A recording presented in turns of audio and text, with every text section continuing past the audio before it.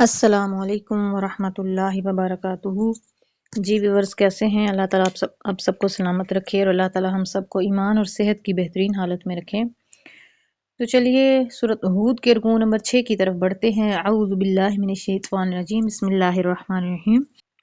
وَإِلَىٰ اور طرف سمود، قوم سمود، اخاہم ان کے بھائی، صالحاً حضرت صالح علیہ السلام۔ تو جیسا کہ اس رکوع میں حضرت صالح علیہ السلام کی قوم سمود کا ذکر ملتا ہے۔ پچھلے رکوع میں ہم نے قوم عاد کے بارے میں پڑھا۔ عاد اور سمود دونوں قومیں ایسی تھیں جو ایک دوسرے کی نسل سے تھیں اور دونوں ہی اسی قدر طاقتور تھیں اور طاقت کے نشے میں انہوں نے اللہ کا انکار کیا۔ قال، تو اس وقت فرمایا حضرت صالح علیہ السلام نے ان سے کہا، یا قومی، میری قوم، اعبدوا اللہ، اللہ کی عبادت کرو، ما لکم، نہیں تمہارے لیے، من الہ غیرہ، اس کے علاوہ کوئی معبود نہیں ہے، وانشاکم، اور اسی نے تم کو پیدا کیا، من الارض، زمین سے، فاستعمرکم، اور تمہیں آباد کیا، فیہا، اس میں، فاستغفروہ، پس اس سے مغفرت طلب کرتے رہو، ثم پھر توبو، توبہ کرو، مکمل توبہ کرو، الیہ، اس کی طرف، ان بے شک ربی، میرا رب، قریب، قریب بھی ہے، مجیب، اور دعائیں قبول بھی فرمانے والا ہے۔ یعنی کہ اللہ کے حضور مڑ جاؤ، جھک جاؤ، اللہ کے حضور آ جاؤ اور ان بتوں کی پرستش چھوڑ دو۔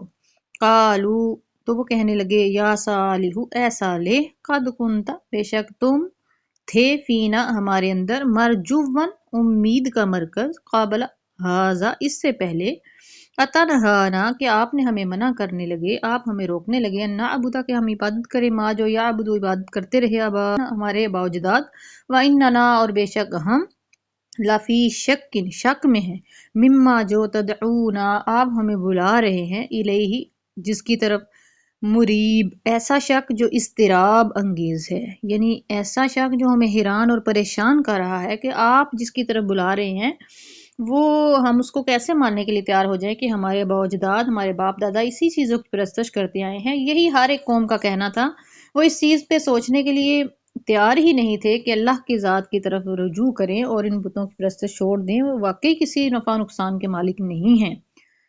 قال، تو حضرت صالح علیہ السلام نے فرمایا، یا قومی، اے میری قوم، ارائیتم، کیا تم رائے رکھتے ہو، ذرا سوچو تو، ان کنتو، اگر میں ہوں، علی بینۃ من ربی، اپنے رب کی طرف سے روشن دلیل پر، وآتانی، اور اس نے مجھے عطا کی ہو، منہ، اپنی طرف سے، رحمتن، رحمت، فمن، پس کون ہے، ینصرنی، جو میری مدد کرے، من اللہ، اللہ کے عذاب سے، ان عصیتہ، اگر میں اس کی نافرمانی کروں۔ یعنی اللہ کے مقابلے میں کون میری مدد کر سکتا ہے؟ کوئی بھی نہیں ایسا کہ جو میری مدد کو پہنچے جب اللہ مجھ پر عذاب بھیجے، اگر میں اس کی نافرمانی کروں۔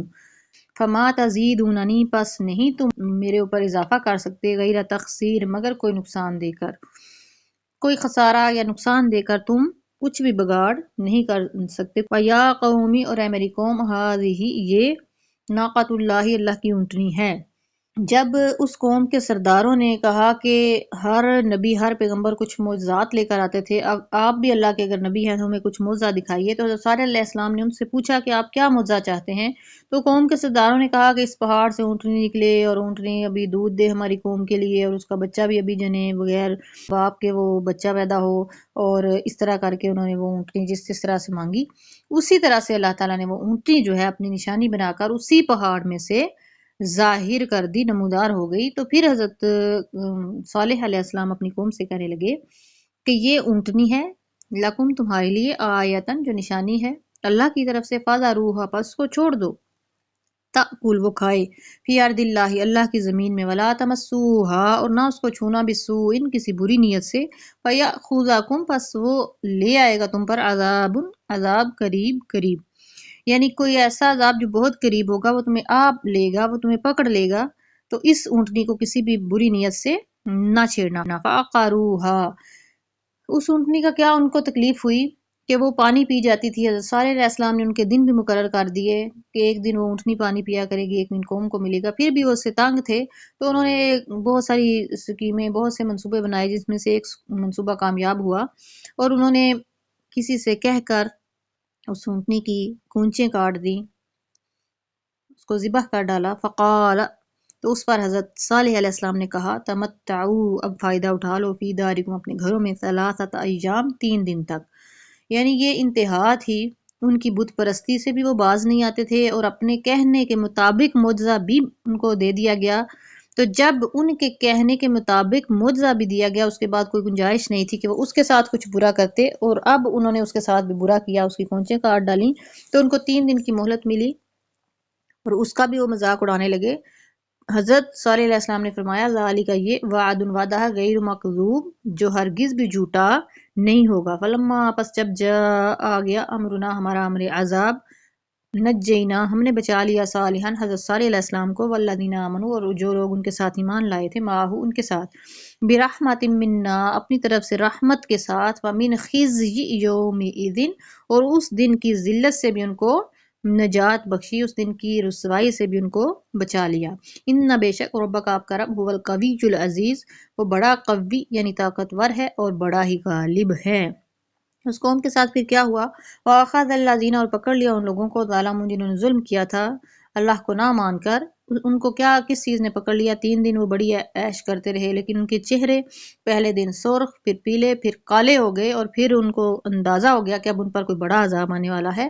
اس کے بعد کیا ہوا؟ صیحۃ ہولناک آواز تھی، فاصبحوا پس وہ ہو گئے فی دیارہم اپنے ہی گھروں میں، جاثمین اوندے پڑے رہ گئے۔ اس کے بعد ان کے دل کے اندر وہ خوفناک آواز کا اس قدر اثر ہوا کہ ان کے دل پکڑے گئے اور انہوں نے دل پر ہاتھ رکھ لیے، اور اس طرح تڑپ تڑپ کر وہ اپنے ہی گھروں میں اوندے منہ گر گئے، اور اس طرح وہ قوم سمود تباہ و برباد ہو گئی جو اپنے آپ کو طاقتور سمجھتی تھی۔ کالم جیسے کہ نہیں، یغنو تھے آباد تھے، فیہا اس میں، وہ ایسے ہو گئے جیسے یہاں پہ وہ بسے ہی نہیں تھے۔ الا خبردار، ان بے شک سمود کے لیے، کفارو جنہوں نے انکار کیا ربہم اپنے رب سے، الا خبردار بعدا لثمود، سمود کے لیے بھی اللہ کی رحمت سے دوری ہے۔ یاد رکھیں کہ قوم عاد اور سمود دونوں اللہ تعالیٰ کی رحمت سے دور ہو گئی، اور اللہ تعالیٰ نے ان کے لیے اپنی رحمت سے دوری کا اعلان فرما دیا، ان پر لعنت جو ہے وہ مسلط ہوئی اس وجہ سے کہ انہوں نے اللہ کا انکار کیا۔ یہیں پر رکوع نمبر 6 مکمل ہوا، رکوع نمبر 7 کے ساتھ ملاقات ہوگی۔ اپنا خیال رکھیے اور اپنے اس چینل کا بھی۔ والسلام علیکم ورحمۃ اللہ وبرکاتہ۔